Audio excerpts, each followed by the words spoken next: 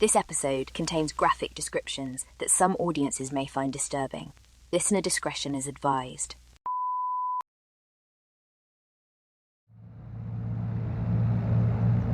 It's August 9th, 1945, and 13 men sit sweating inside a B-29 superfortress named Boxcar, flying over the city of Kokura in southern Japan.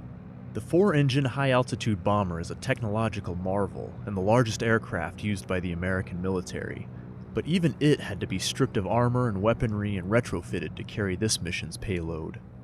That payload is the deadliest device ever created, a nearly 11,000-pound plutonium bomb, which has aptly been given the codename Fat Man.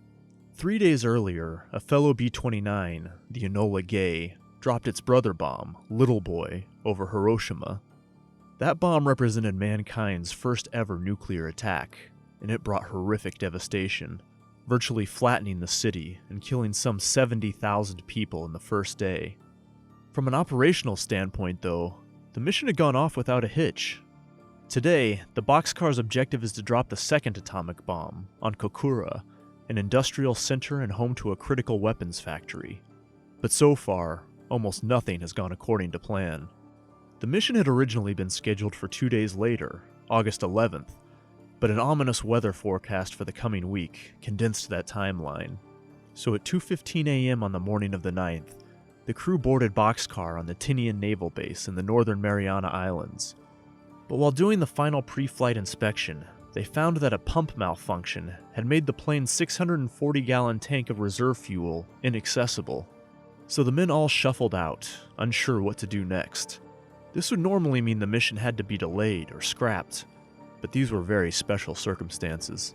They looked to Colonel Paul Tibbets, one of the men overseeing the mission and the pilot who'd flown the Enola Gay over Hiroshima 3 days earlier. He stressed that they were quickly losing their weather window, and that the Hiroshima mission had gone smoothly, flying from the same base without ever needing to dip into the reserve fuel. "I say go," he proclaimed. So Boxcar took off at 3:47 a.m. without access to its reserve fuel. And worse still, that fuel couldn't be extracted. It would just have to be 4,000 pounds of dead weight. Over the Philippine Sea 3 hours later, the weaponeer in charge of the bomb itself, Frederick Ashworth, was shaken awake from a nap by his terrified assistant. Hey, you got something wrong here. We got a red light going off like the bomb is gonna explode right now. Fully armed. Look at this. Can you take a look? What is going on with this? The red light started blinking faster, and the two men frantically pulled out the bomb's blueprints. They thought maybe a change in altitude had prematurely armed it.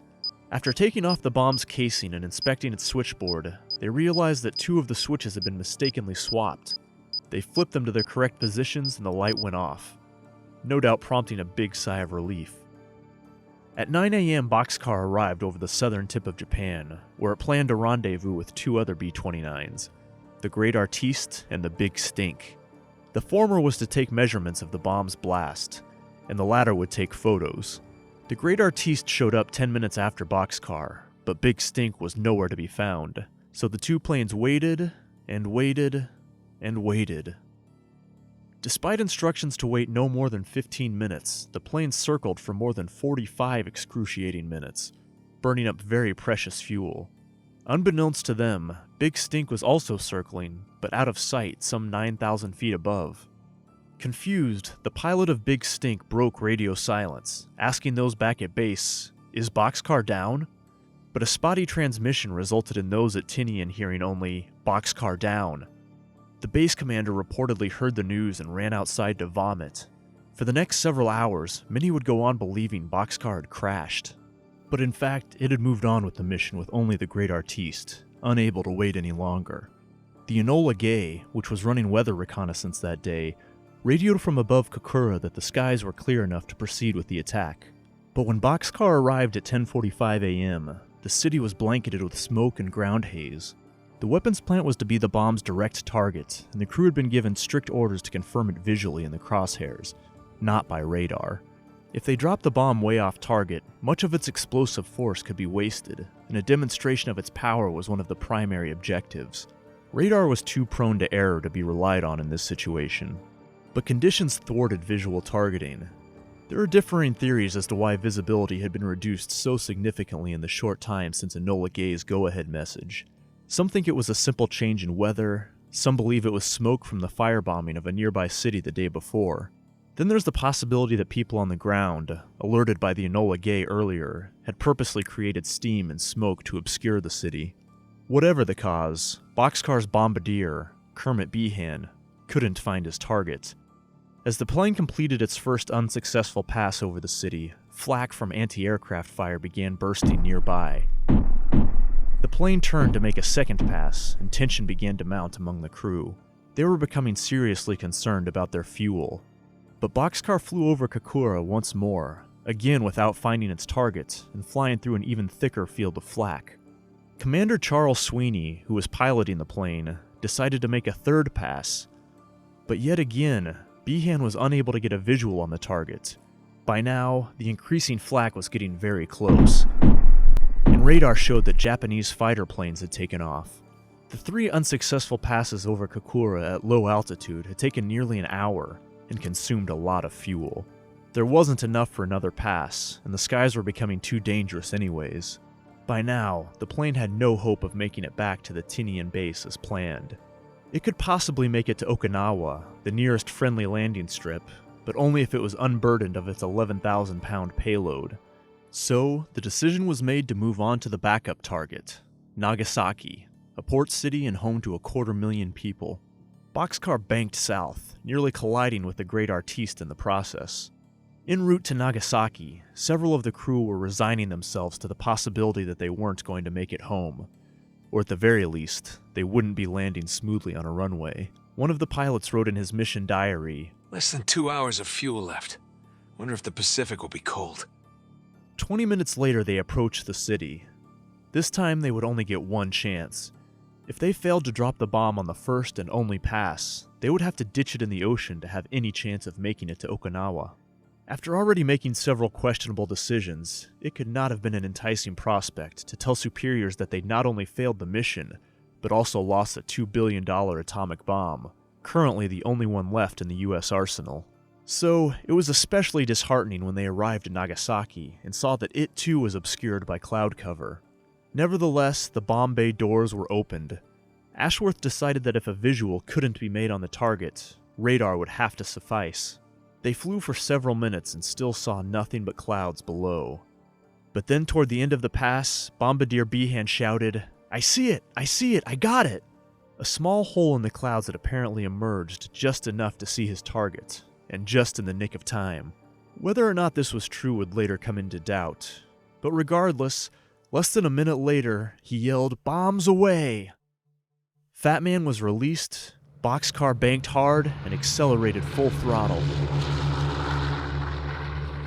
The bomb fell for 43 seconds, and when it was 1,600 feet from the ground, the nuclear chain reaction was initiated, and Fat Man became an astounding ball of light.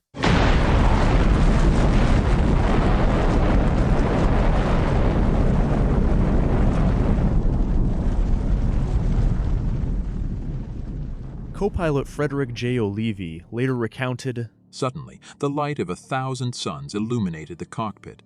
Even with my dark welder's goggles, I winced and shut my eyes for a couple of seconds.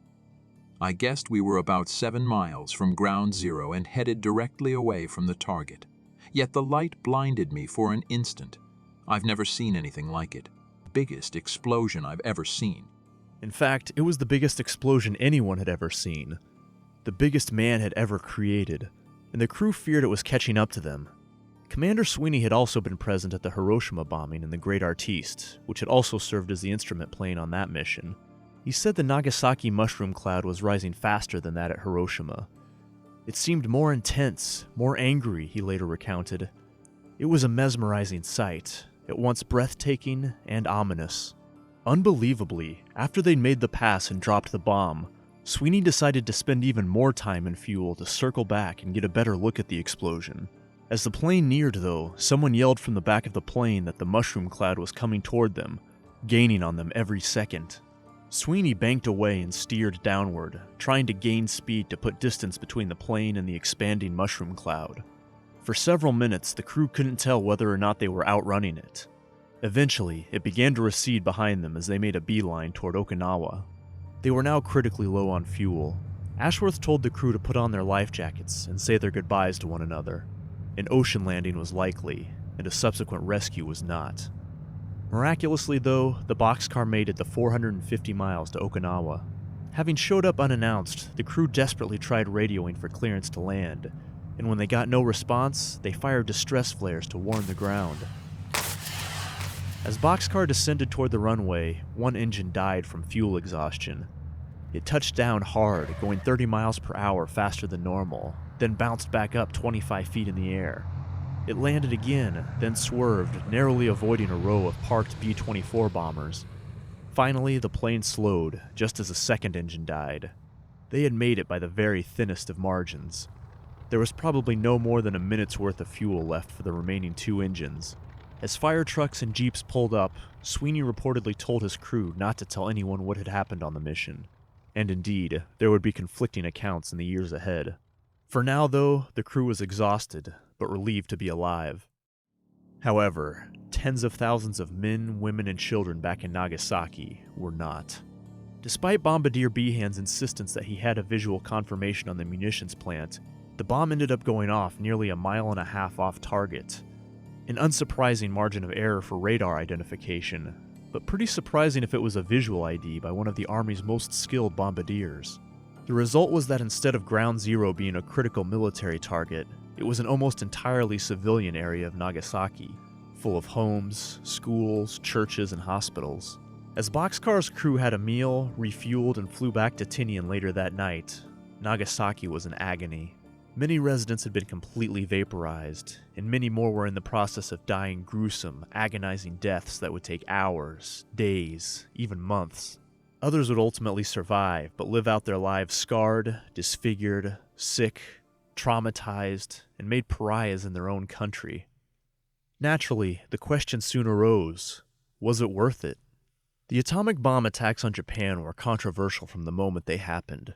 Some believe they constitute an unconscionable war crime. On the other end of the spectrum, some think that regardless of the military significance, they were just retribution for a nation that had attacked Pearl Harbor unprovoked and committed crimes against humanity on a massive scale throughout Asia. Most, though, probably fall somewhere in the middle. They acknowledge the horrific devastation wrought upon a mostly civilian population that included many innocent children, but also recognize the stubborn position of the Japanese leadership, who refused to surrender and seemed hell-bent on fighting to the very last person, obliterating millions more Japanese and Allied lives in the process. But the atomic bombings remain poorly understood. Hiroshima and Nagasaki tend to be remembered together as two parts of the same event, with Nagasaki simply being the less momentous second installment. But the two are separate events with different circumstances and different implications.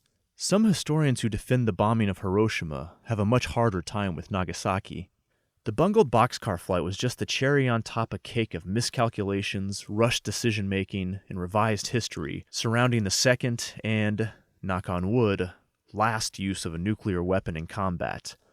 On this episode of Man-Made Catastrophes.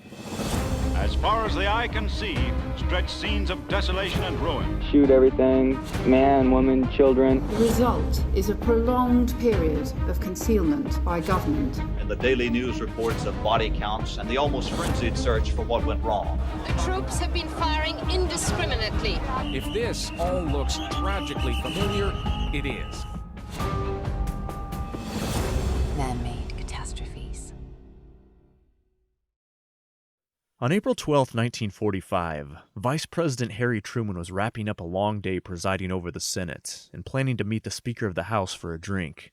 But then he got word that he needed to come to the White House as quickly and quietly as possible. When he arrived, First Lady Eleanor Roosevelt greeted him, placed her hands on his shoulders, and calmly said, "Harry, the President is dead." With the full gravity yet to sink in, Truman tried to console her, asking if there was anything he could do for her. "Is there anything we can do for you?" Mrs. Roosevelt replied. "You're the one in trouble now." Truman had only been Roosevelt's vice president for 83 days, and the men hadn't been especially close. So there was a lot that Truman wasn't up to speed on regarding the war effort he had just assumed command of. Chief among them was the Manhattan Project, the top-secret program to develop a nuclear weapon. 2 years earlier, then-Senator Harry Truman had been looking into wasteful war production expenditures and began raising questions about a suspicious plant in Minneapolis, which was secretly connected to the Manhattan Project. Secretary of War Harry Stimson gave Truman a stern phone call, warning him to drop the matter.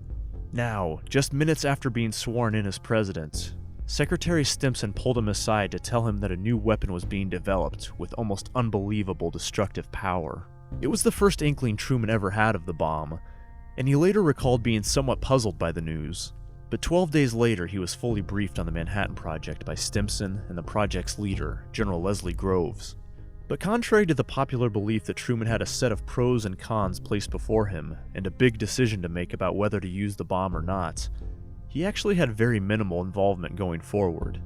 The project had already been in the works for years without him, and as General Groves would later put it, Truman's role was, quote, one of non-interference, basically a decision not to upset the existing plans.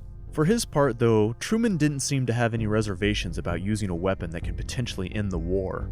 The writing had been on the wall since the previous year that Japan had virtually no hope of prevailing. American forces had begun taking territory within B-29 striking range of Tokyo and most of mainland Japan, and in recent months they had been relentlessly firebombing dozens of Japanese cities. In March of 1945, a bombing raid on Tokyo killed as many as 100,000 people in a single night. But still, Japan refused to surrender. As Nazi Germany surrendered on May 7th, US plans were being laid for a full-scale land invasion of mainland Japan, and Japanese plans were simultaneously being hatched to defend against it at all costs. Desperate kamikaze attacks were already wreaking havoc on American naval forces, and some 28 million Japanese civilians between the ages of 15 and 60 were conscripted to resist the coming invasion, with weapons as simple as bamboo spears, batons, and Molotov cocktails. They too were expected to carry out suicide attacks on an enormous scale to slow the American advance. Truman would later claim he was advised that the invasion would result in between 250,000 and 1 million American casualties. These numbers were later called into question, but by all estimates, the invasion would have been devastating to both Japan and American forces. By the time Truman was brought into the nuclear fold, there didn't seem to be much question as to if the atomic bombs would be used. It was just a matter of when and where. That spring, a target committee consisting of scientists and military personnel had been formed to decide how the bombs would be used, and there were several possibilities considered. They could be used to supplement the planned land invasion, essentially clearing a path for the US ground forces. Or, a bomb could first be detonated in an unpopulated area in front of Japanese observers as a non-deadly demonstration of its destructive power. Or, they could be used on purely military targets in secluded areas. And finally, they could be used on large cities, either with or without forewarning to Japan and the city's inhabitants. The possibility of detonating the bomb as a demonstration was eliminated early on. It was feared that if the bomb was a dud, this could backfire and just embolden the Japanese to keep fighting. The possibility of dropping the bomb on a city, but with forewarning, was also ruled out, with the reasoning that it could increase the likelihood of the plane being shot down, or Japan moving American prisoners of war into that city. There was also concern that the, quote, shock value of the bomb would be lost if there was a warning. In the end, it was decided that the bomb should be used on a dual target, essentially a city that also had military installations. This would allow the bomb's incredible destructive power to be fully demonstrated, but also achieve practical military objectives, though critics might see the military component as mere justification. From this point, it seems clear that maximizing casualties, both military and civilian, was a paramount goal of the atomic bomb, which in committee discussions was referred to as the gadget. In later memoirs, General Groves, who was on the target committee, recalled, I had said as the governing factors that the targets chosen should be places of bombing of which will adversely affect the will of the Japanese people to continue the war. Beyond that, they should be military in nature, consisting either of important headquarters or troop concentrations, or centers of production of military equipment and supplies. To enable us to assess accurately the effects of the bomb, the targets should not have been previously damaged by air raids. It was also desirable that the first target be of such size that the damage would be confined within it so that we could more definitely determine the power of the bomb. The committee ultimately recommended, in writing, that psychological factors in the target selection are of great importance. Two aspects of this are 1. Obtaining the greatest psychological effect against Japan, and 2. Making the initial use sufficiently spectacular for the importance of the weapon to be internationally recognized when publicity on it is released. So ideally, the cities targeted would be large urban areas at least 3 miles wide in diameter, with flat terrain so the full power of the bomb could be illustrated. And they should be targets that have been left relatively unscathed from firebombing and other American attacks thus far, so that the extent of the damage can be accurately measured. The committee suggested 5 cities that met this criteria, including Hiroshima and Kokura.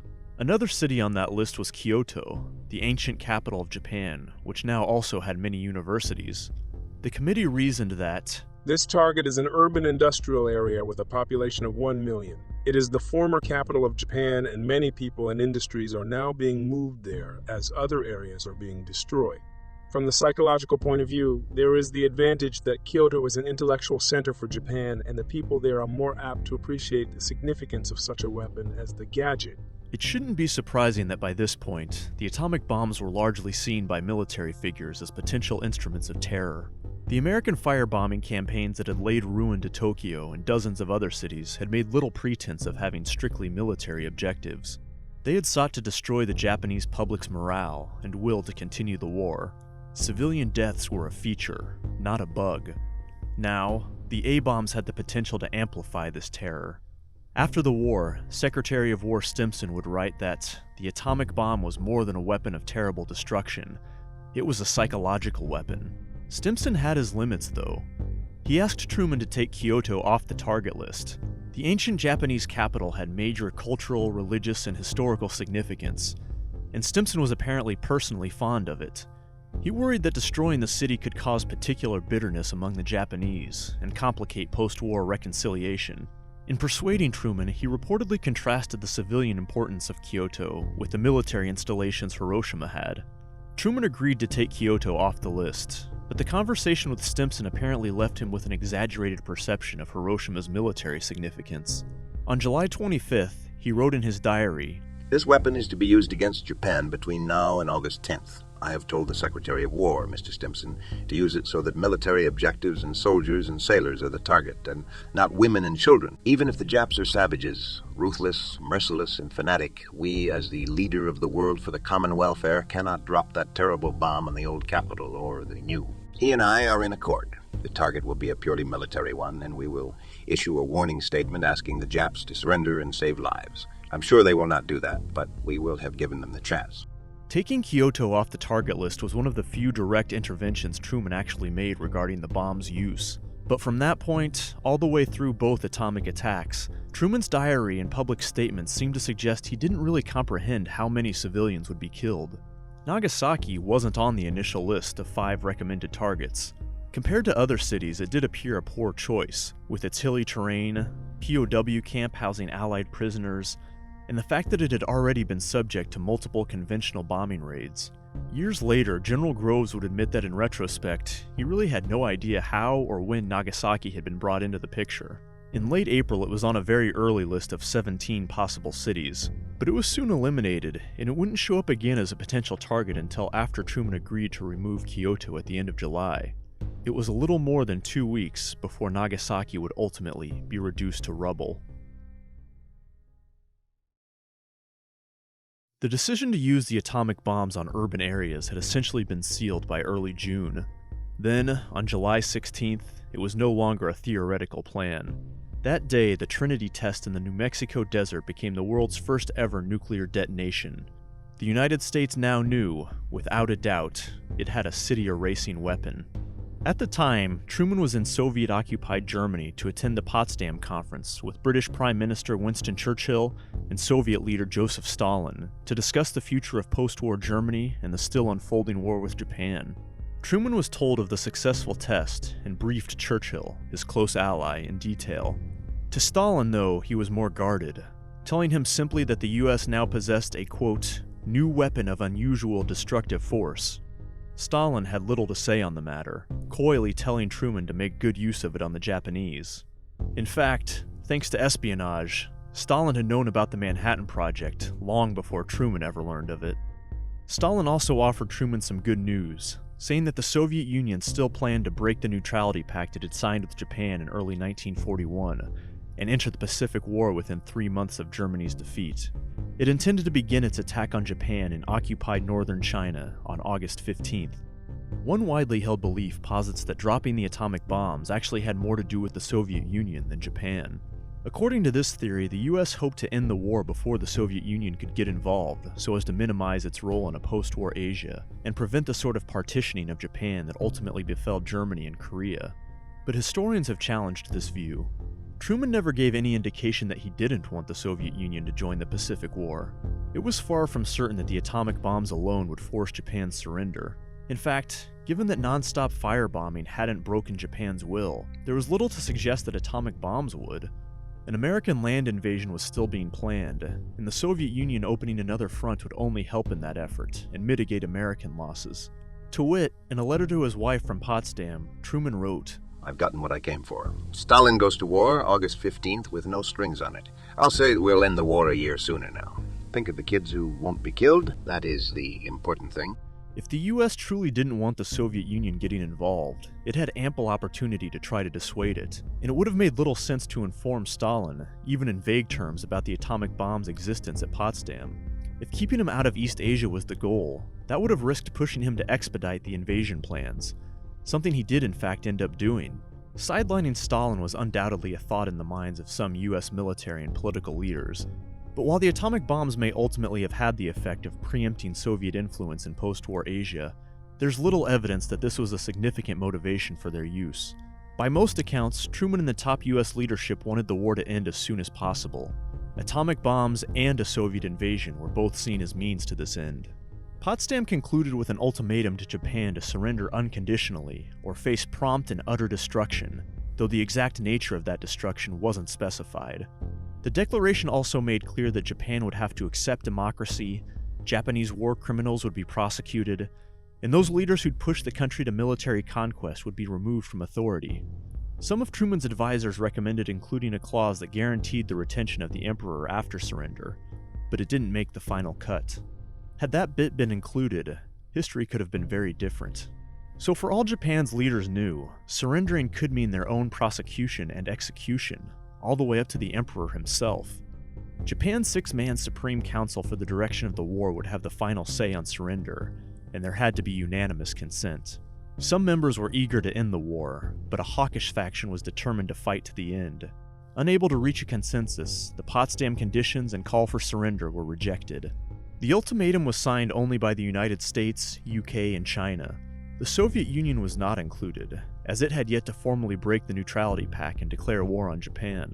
Some Japanese leaders in fact hoped they could get Stalin to mediate a surrender with the other Allied powers, with conditions more favorable to Japan, like keeping the imperial system, avoiding war crime trials, keeping US occupation forces out of mainland Japan, and maybe even keeping some conquered territory.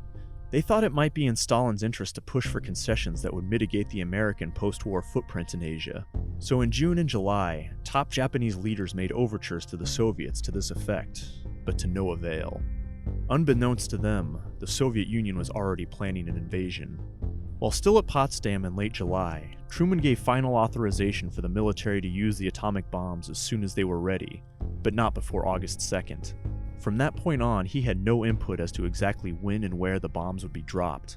The final military order instructed that the first bomb could be dropped as soon as weather allowed for visual bombing, after about the 3rd of August 1945, and that any other available bombs could be used as soon as they were made ready by the project staff. There were currently 2 bombs ready and another 2 nearing completion. Again, it's worth emphasizing that there was little dissent about using the bombs on Japanese cities. It was basically seen as the logical continuation of the firebombing campaign amid total war. The 2 bombs at hand would be used, and in all likelihood the next 2 also would be as soon as possible. After a weather delay pushed plans back 3 days, the first bomb was dropped on Hiroshima on August 6th, and the world would never be the same. Hiroshima, seen from the air after the atomic bomb blast that virtually erased this city of 340,000 people from the earth. As far as the eye can see, stretch scenes of desolation and ruin. 4 square miles leveled by 1 bomb, the product of Allied science and a climactic answer to the terror and aggression let loose upon the world by Japan. But the Hiroshima bombing did not spark a crisis among Japan's top leadership. While top officials would learn the day of the bombing that Hiroshima had been hit by some sort of new bomb, it would take 2 days for a group of scientists to enter the city and begin investigating it, and another few days after that to confirm the attack had indeed been nuclear. The scientists' report wouldn't reach the leadership in Tokyo until August 11th. But even if these leaders were fully aware of what had gone down in Hiroshima, it still probably wouldn't have been considered a game changer. They had been receiving reports almost daily of Japanese cities being completely devastated by conventional attacks. The firebombing of Tokyo in March had left more than 100,000 dead in a single night, more than Hiroshima. And in just the previous few weeks, the leadership was routinely getting reports of other cities being 50%, 80%, even 99% destroyed in air raids. If you compared Hiroshima to cities conventionally bombed before it that year, it was second highest in terms of lives lost, fourth in terms of square miles destroyed, and 17th in terms of the percentage of the city destroyed. So it's maybe not surprising that the Hiroshima bombing didn't make Japan's leadership leap from their seats. It did, however, get Stalin's attention. Seeing that the bombing didn't immediately prompt a surrender, he moved up his invasion plans. Instead of the originally planned August 15th, the Soviet Union declared war on Japan on August 8th at 11 p.m. An hour later, its ground troops advanced into Japanese-occupied northern China.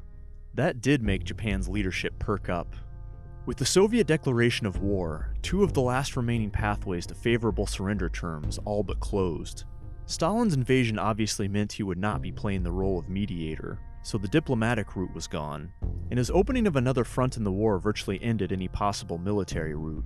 Japan was hoping that relentless suicide attacks and a fierce resistance to the American invasion would inflict losses so great that the US might be willing to come to the bargaining table.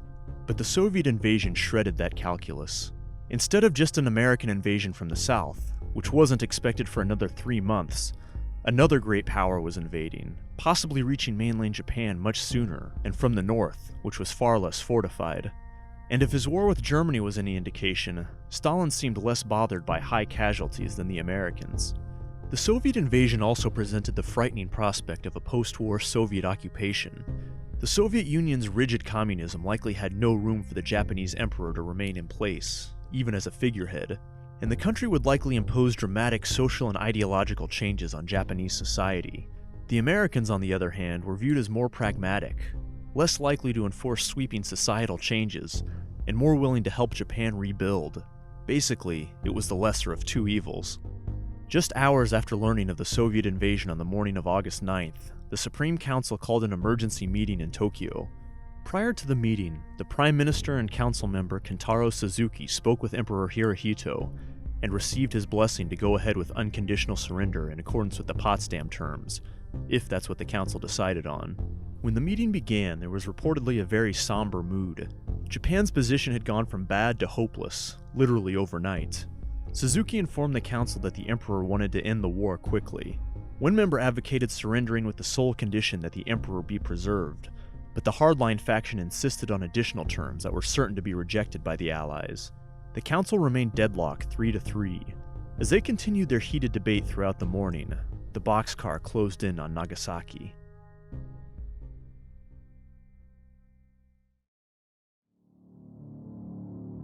When Fat Man dropped, few of the people on the ground in Nagasaki were sheltered.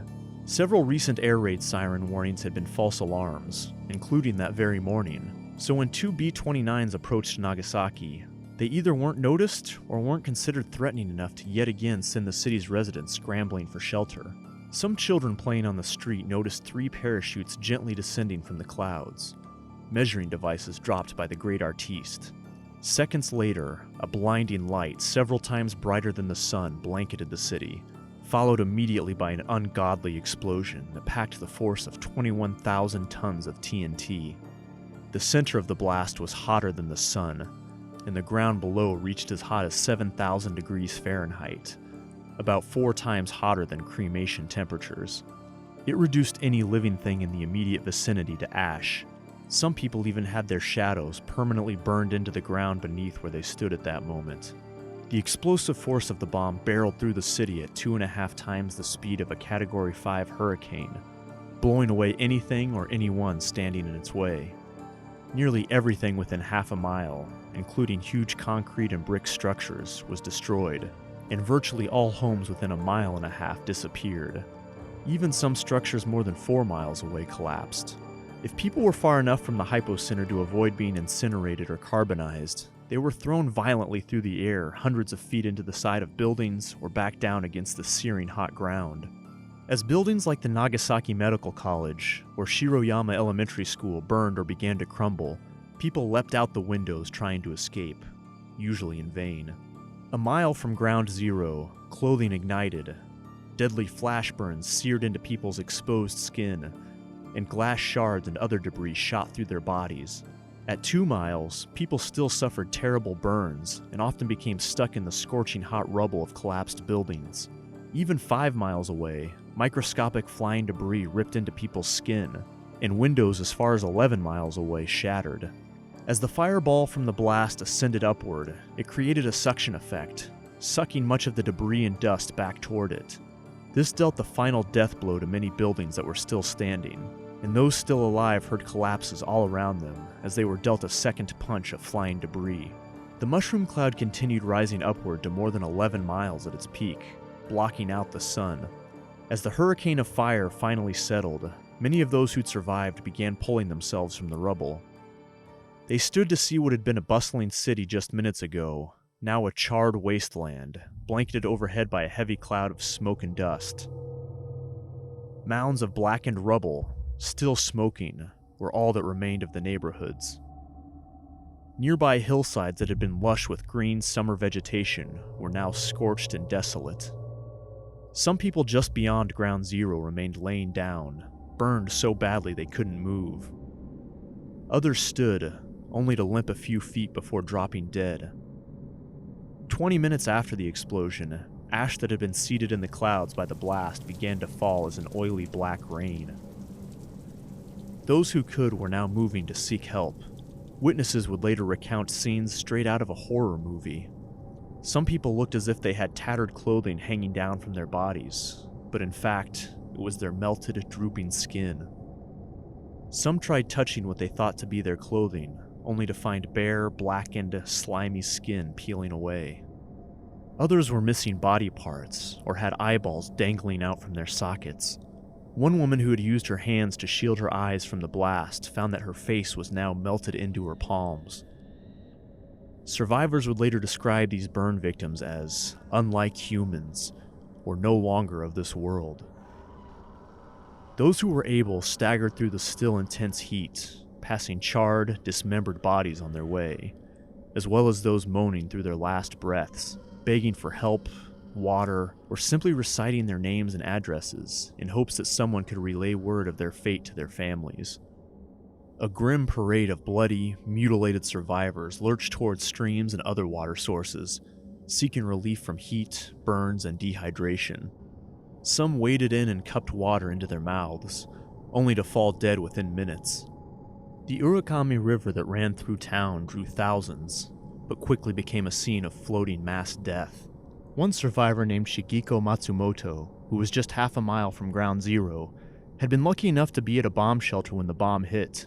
In an interview with Time magazine, she recounted being knocked off her feet by the blast. We had no idea what had happened. As we sat there, shell-shocked and confused, heavily injured burn victims came stumbling into the bomb shelter en masse.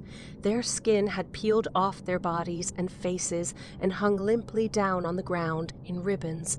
Their hair was burnt down to a few measly centimeters from the scalp. Many of the victims collapsed as soon as they reached the bomb shelter entrance, forming a massive pile of contorted bodies. The stench and heat were unbearable. Finally, my grandfather found us, and we made our way back to our home. I will never forget the hellscape that awaited us. Half-burnt bodies lay stiff on the ground, eyeballs gleaming from their sockets. Cattle lay dead along the side of the road, their abdomens grotesquely large and swollen. Thousands of bodies bopped up and down the river, bloated and purplish from soaking up the water. Electricity, water lines, hospitals, bandages, and medicine had been mostly wiped out, leaving immediate medical relief in very short supply. More than 300 doctors and medical students had been killed just at Nagasaki Medical College, and most other medical workers, facilities, and clinics had been within half a mile of Ground Zero. After the blast, there were no more than a few dozen people with medical training still alive and able-bodied enough to render any emergency care to the tens of thousands of people who desperately needed it. Nagasaki's prefectural governor had been in an air raid shelter on the opposite side of the mountains from Ground Zero when the bomb hit. He received word of the massive burst of light and subsequent explosion, and feared it might be the new type of weapon he'd heard had leveled Hiroshima. But when he went outside to investigate, he saw nothing worse than shattered windows.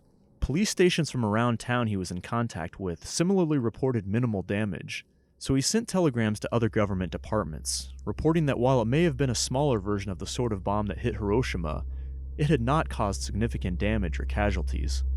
He wouldn't learn for another hour that he hadn't received word from the worst hit parts of town because phone lines were down and most of the police were dead. But his early report of minimal damage is what made its way to the Supreme Council in Tokyo. Hours into their meeting, they received this downplayed account while they were still heatedly debating the prospect of surrendering, and it didn't seem to have any influence on them whatsoever. The council was deadlocked 3-3 before the news, and it remained so after. They would continue debating for another 15 hours, and the atomic bombing of Nagasaki reportedly wasn't ever mentioned again. That afternoon, Nagasaki continued to burn, with small fires converging into larger ones, and presenting yet another danger for survivors to contend with. Many still buried in collapsed buildings burned to death, and at one point a gunpowder store ignited, creating another large explosion. Some who were able-bodied enough fled to the hills, fearing that a second attack was underway. Some who hadn't been in the blast area when the bomb exploded tried making their way into it in search of missing family members. Some were so desperate that they waded through the countless corpses in the Urugami River to get there. But even several hours later, the hypocenter area remained scorching hot, with the ground too searing to walk on and an invisible wall of heat holding anyone back. Chief among those searching for loved ones were parents of young children. Several schools sat within a mile of the hypocenter, and they were all devastated. Some mothers and fathers couldn't contain their joy when they managed to find their child alive against all odds, but most weren't so lucky. About 93% of the 1,500 students at the Shiroyama Elementary School were presumed killed, as were some 82% of the nearly 1,600 students at the Yamazato National Elementary School. Some parents were burdened with the horrific task of combing through deceased children, burned beyond recognition, so they could identify their child by the ID on their school uniforms. But many would never find their child at all. As the sun went down that night, fires were still raging around the city, enveloping more and more incapacitated survivors. Aid workers reached the city with food and supplies, but far less than what was needed. Terrified of what might befall them if they stayed outside, many descended into packed air raid shelters that reeked of rotting flesh and were made insufferable by mosquitoes and cries of agony from the dying. Others moved to the nearby pumpkin fields and hills away from the fires to rest for the night and do the only thing that they could: wait for help. The badly injured and bleeding tried to stay awake as long as they could, fearing they would die if they fell asleep, as many ultimately did. At one point that night, more US B-29s flew over Nagasaki, but this time they weren't dropping bombs, they were dropping leaflets. After the Hiroshima attack, the atomic bomb was no longer a secret, and the Army decided to incorporate it into an ongoing psychological warfare campaign that utilized airdropped leaflets. A new leaflet was drawn up that featured a picture of the Hiroshima mushroom cloud and warned Japanese about the power of the atomic bomb. It urged them to evacuate cities, cease military resistance, and petition the Emperor for peace. But this leaflet mission wasn't at all coordinated with the actual bombing missions. So, in what must have felt like a cruel joke, nearly a day after the city was devastated by a nuclear attack, pieces of paper fluttered down on the reeling people of Nagasaki, warning them of the attack. Most wouldn't see the leaflets until morning, but the sound of more B-29 engines sent many survivors scrambling to the already overrun bomb shelters, terrified that another attack was underway. Back in Tokyo, the Supreme Council was still deadlocked. Brief word of Nagasaki had come and gone that morning without changing a thing. Debate among the Supreme Council and the wider cabinet went on late into the night, still with no consensus. Finally, in hopes of breaking the deadlock, Prime Minister Suzuki took the unprecedented step of calling for a conference with the Emperor himself. Just after midnight on August 10th, Emperor Hirohito met with the council and listened to their arguments for 2 hours, then did something he'd rarely done throughout the war: spoke his mind. He said that after giving serious thought to the situation, he'd concluded that continuing the war could only mean more destruction, and that he couldn't bear to see his people suffering anymore. Japan simply no longer had the military capability to repel the invading forces. It goes without saying that it is unbearable for me to see the brave and loyal fighting men of Japan disarmed. It is equally unbearable that others who have rendered me devoted service should now be punished as instigators of the war. Nevertheless, the time has come to bear the unbearable. I swallow my tears and give my sanction to the proposal to accept the Allied proclamation. After the Emperor's remarks, the Cabinet and Supreme Council conceded to his will, and in the early morning hours of August 10th, the wheels were set in motion for Japan's official surrender. The Foreign Ministry began sending telegrams to the Allied powers, declaring that it would accept the Potsdam Declaration surrender terms, so long as the Emperor would remain in power and his prerogative would not be prejudiced. It would take some 15 hours for this message to reach Washington. During that lag, President Truman gave a scheduled radio address that mostly focused on the takeaways from the Potsdam Conference, but he made a brief segue into the atomic bomb. The British, Chinese, and United States governments have given the Japanese people adequate warning of what is in store for them. We have laid down the general terms on which they can surrender. Our warning went unheeded. Our terms were rejected. Since then, the Japanese have seen what our atomic bomb can do. They can foresee what it will do in the future. The world will note that the first atomic bomb was dropped on Hiroshima, a military base. That was because we wished in the first attack to avoid, insofar as possible, the killing of civilians. But that attack is only a warning of things to come. If Japan does not surrender, bombs will have to be dropped on her war industries, and unfortunately, thousands of civilian lives will be lost. I urge Japanese civilians to leave industrial cities immediately and save themselves from destruction. Two things stood out from these remarks. The first was that they made no mention of Nagasaki. It was some 24 hours after it had been bombed, yet his wording suggested that Hiroshima had so far been the only atomic attack. It doesn't appear he was at all up to speed. And the second thing that stood out was him referencing Hiroshima as a military base, and stressing that it was attacked in order to avoid civilian deaths. Characterizing a full city of more than 300,000 as a mere military base was of course very misleading, and the claim that the attacks had sought to avoid civilian deaths was patently untrue. But Truman probably wasn't being deceptive. It was likely what he actually believed, based on his earlier conversation with Stimson about Hiroshima versus Kyoto as a target. The nuclear historian Alex Wellerstein has written that Stimson probably didn't purposely mislead Truman. Rather, I think the root of Truman's misunderstanding was that he was a very incurious man when it came to nuclear matters, Wellerstein wrote on his blog in 2014.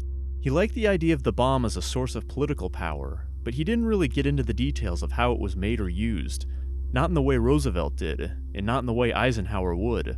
He rarely questioned his advisors, rarely analyzed the issues with independent judgment, and he never grappled with the big ideas. There are many other examples of this from later in his presidency as well. By August 10th U.S. time, word of Japan's desire to surrender had reached Washington, and Truman also seems to have been disabused of any notion that Hiroshima and Nagasaki had been purely military bases. He had been briefed on the devastation at Hiroshima, and newspapers started to hit stands declaring, albeit incorrectly, that 200,000 had been wiped out in the attack. After hearing of the Nagasaki bombing, Truman was reportedly surprised that it came so soon after Hiroshima, and he was disturbed by the extent of civilian deaths in both attacks. Truman decided to continue conventional bombing raids over Japanese cities until the surrender terms were finalized, but that day he reportedly informed his cabinet that he'd given orders to stop atomic bombings because, quote, the thought of wiping out another 100,000 people was too horrible, and he didn't like the idea of killing all those kids. After removing Kyoto from the target list, this would be Truman's second direct intervention with respect to the atomic bombs, He took their use out of the military's sole discretion and mandated that his authorization would be required for any future nuclear attacks. Truman would, however, never indicate that he hadn't been fully informed about the bombing targets beforehand, nor did he ever express regret about the attacks.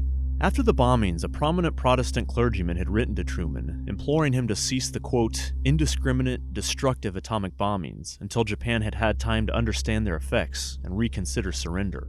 On August 11th, Truman replied, "Nobody is more disturbed over the use of atomic bombs than I am, but I was greatly disturbed over the unwarranted attack by the Japanese on Pearl Harbor and their murder of our prisoners of war. The only language they seem to understand is the one we have been using to bombard them. When you have to deal with a beast, you have to treat him as a beast. It is most regrettable, but nevertheless true." Japan's offer of surrender came with the sole stipulation that the Emperor remain in power, and the Allies responded somewhat ambiguously, saying that the authority of the Emperor and the Japanese government to rule the state shall be subject to the supreme commander of the Allied powers, and the ultimate form of government of Japan, in accordance with the Potsdam Declaration, be established by the freely expressed will of the Japanese people. After discussion within the Japanese cabinet about what this message actually meant, and more debate about whether it should be accepted, it came to the conclusion that there would not ever be better terms. Despite resistance, and even a coup attempt, Japan accepted the terms of surrender on August 15th, and the Emperor took the unprecedented step of making a radio address to inform his people, most of whom were hearing his voice for the first time. The situation has developed not necessarily to Japan's advantage, while the general trends of the world have all turned against her interest. Moreover, the enemy has begun to employ a new and most cruel bomb, the power of which to do damage is indeed incalculable, taking the toll of many innocent lives. Now, this speech has been cited as proof that the atomic bomb attacks were indeed what pushed Japan to surrender, but it's also been argued that attributing the surrender to the bombs would have been in the Emperor's interest, even if it wasn't true. Doing so essentially credited the United States with prompting the surrender, which is consistent with the desire to avoid post-war Soviet influence in Japan. Furthermore, it helped the Japanese leadership save face. It wasn't a botched war effort on their part, it could be interpreted, or fear of a large but wholly conventional and predictable invasion by the Soviet Union. No, it was only because of a terrible new technology that nobody saw coming that the leadership's hands are now tied. Invoking the bomb's destruction also served the purpose of framing Japan internationally as a victim, rather than the aggressor. By early September, fighting had ceased and Japanese officials formally surrendered aboard the USS Missouri battleship. Newsmen rushed to nearby telephones with the electrifying story. A hurricane of unrestrained joy sweeps through every part of a war-sick world, from the rice paddies of China to the streets of every city throughout the Americas. Manila. The Japs are instructed by General Douglas MacArthur, Allied Supreme Commander, to send a delegation to him for his first orders to Emperor Hirohito. But as these political maneuvers were unfolding and the war was formally coming to an end, Nagasaki remained in despair.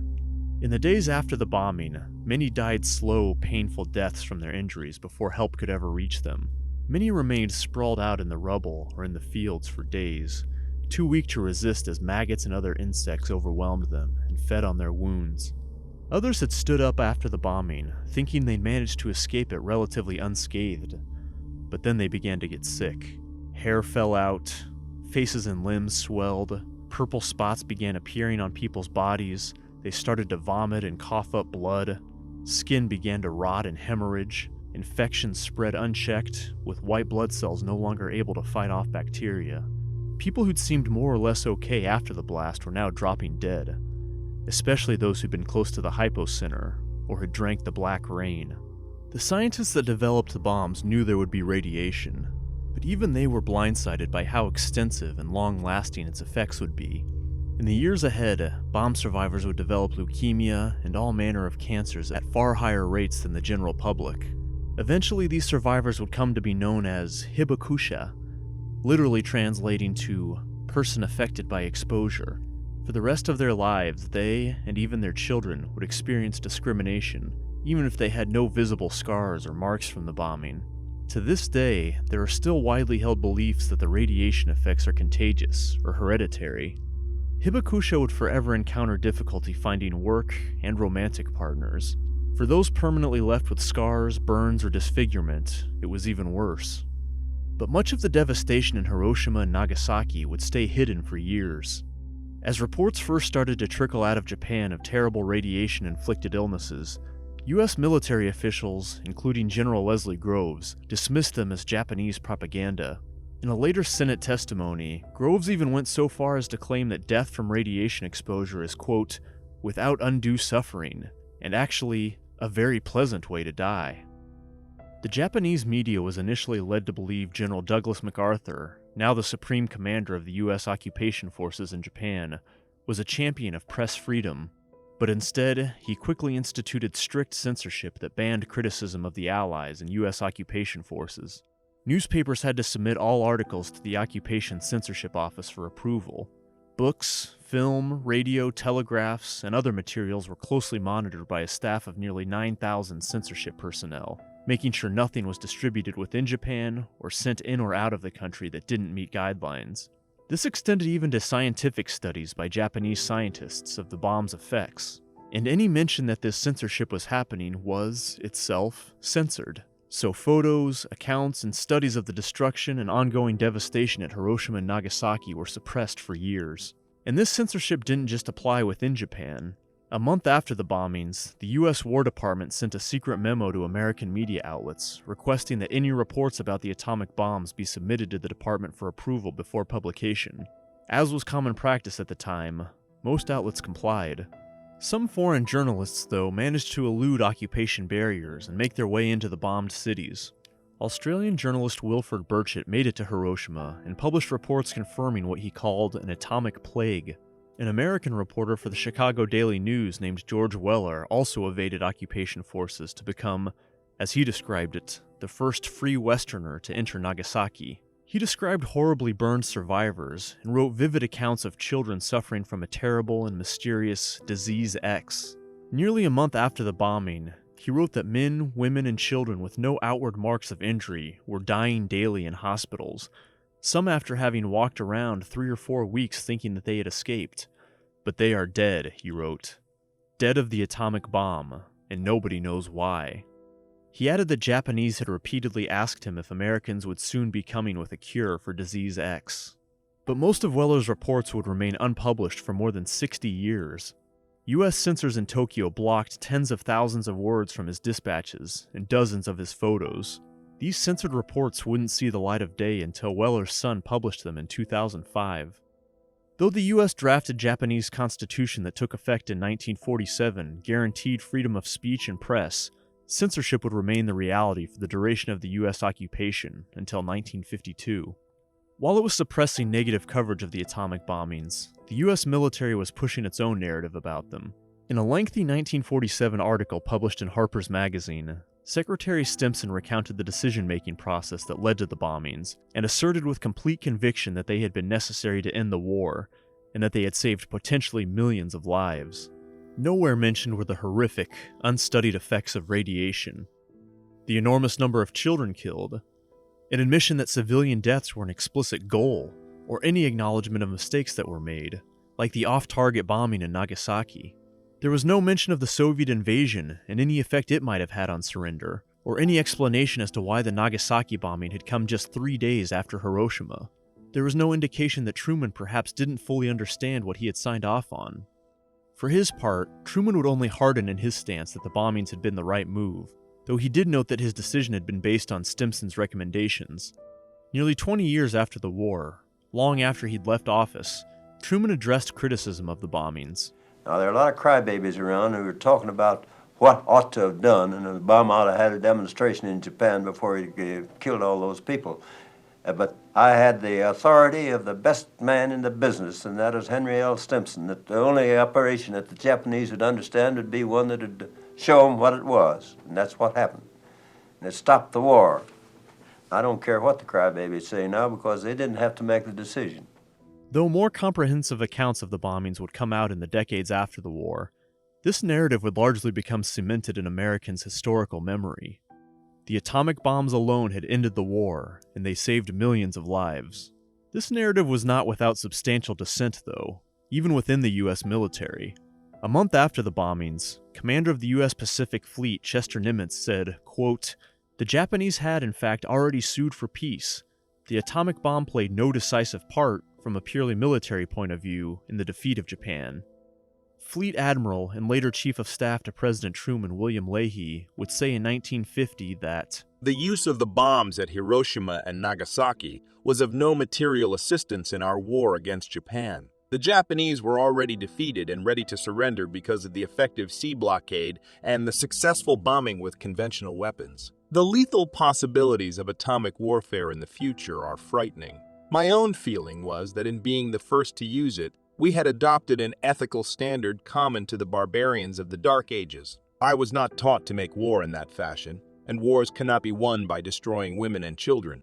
Dwight D. Eisenhower, the Supreme Commander of Allied forces in Europe and eventual U.S. President, would later recall in his memoirs, in 1945, Secretary of War Stimson, visiting my headquarters in Germany, informed me that our government was preparing to drop an atomic bomb on Japan. I was one of those who felt that there were a number of cogent reasons to question the wisdom of such an act. During his recitation of the relevant facts, I had been conscious of a feeling of depression, and so I voiced to him my grave misgivings. First, on the basis of my belief that Japan was already defeated and that dropping the bomb was completely unnecessary, and secondly, because I thought that our country should avoid shocking world opinion by the use of a weapon whose employment was, I thought, no longer mandatory as a measure to save American lives. By the end of 1945, some 70,000 people had died in Nagasaki from the atomic bombing, on top of the 140,000 in Hiroshima, and countless more would die prematurely or otherwise suffer in the years that followed. In the nearly 8 decades since the atomic bomb attacks, they've become perhaps the most relitigated acts of war in history. With historical records being far from comprehensive, and morality being subjective and evolving, there won't likely ever be a consensus on the righteousness, or lack thereof, of the attacks. And of course, American leaders responsible for the bombings didn't have access to all the information and deliberations of Japanese leaders that we do now. For those opining on the events today, however, hindsight is 20/20. But still, those looking back at Nagasaki often have a very incomplete picture of it, one that omits the bungled bombing mission and botched targeting, and the fact that its choice as a target was rather half-baked to begin with. Popular perception usually underplays or neglects entirely the Soviet invasion, and how Nagasaki didn't appear to cause any change in the thinking of Japan's Supreme Council. It often forgets that civilian death on a massive scale was the intent, not a side effect, and that only about 150 of those killed in Nagasaki were soldiers, about 1/5% of the total casualties. Far more were killed in schools, hospitals, churches, and homes than were in any facility that aided the war effort. It's also easy to forget that only 3 days elapsed after the Hiroshima bombing before a second catastrophic weapon that had yet to be carefully studied was unleashed. Not enough time for Japan scientists to even confirm that the first attack was nuclear and report back to Tokyo. And that timeline wasn't part of some careful strategy crafted in Washington. It was essentially made on the fly by low-level military personnel based on the weather. And finally, it's worth asking, if there was such moral certitude about the atomic bombs, why did American military leaders go to such great lengths to hide their effects from the Japanese and American people?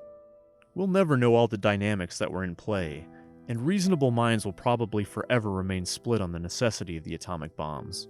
But what we do know seems to suggest that while the Hiroshima bombing did affect the Japanese leadership's calculus to an extent, or at least give them an off-ramp to make surrender more palatable, the Nagasaki attack probably had very little, if any, influence. It's highly likely that the surrender terms and timeline would not have been the least bit affected without it. But as the nuclear historian Alex Wellerstein put it, it's maybe not as interesting to ask why US leaders bombed Nagasaki. Instead, we should ask, why did they stop with Nagasaki? Indeed, a very different history could have unfolded after Nagasaki, one where even more atomic bombs were dropped in the days and years ahead. Nuclear weapons could have become just another routine weapon of war at the military's discretion. The devastation at Nagasaki reportedly had a big impact on Truman, and his subsequent order to stop the atomic bombings and place nuclear attacks under his purview was probably one of the most consequential decisions of the nuclear age. It removed these weapons as just another military tool and placed them in a special category requiring the highest authority to be used. That may well have ensured that Nagasaki wasn't just the second nuclear attack, but, again, knock on wood, the last nuclear attack. This episode was based on numerous sources. Some of the most helpful were features in the Bulletin of Atomic Sciences, The New Yorker, and Foreign Policy, as well as blogs by nuclear historian Alex Wellerstein and the book Nagasaki, Life After Nuclear War by Susan Southard. For links to these and other sources, go to our website at manmadecatastrophes.com. And if you enjoyed this episode, please subscribe wherever you listen to podcasts and leave us a rating and review. It really helps us out. Thanks for listening.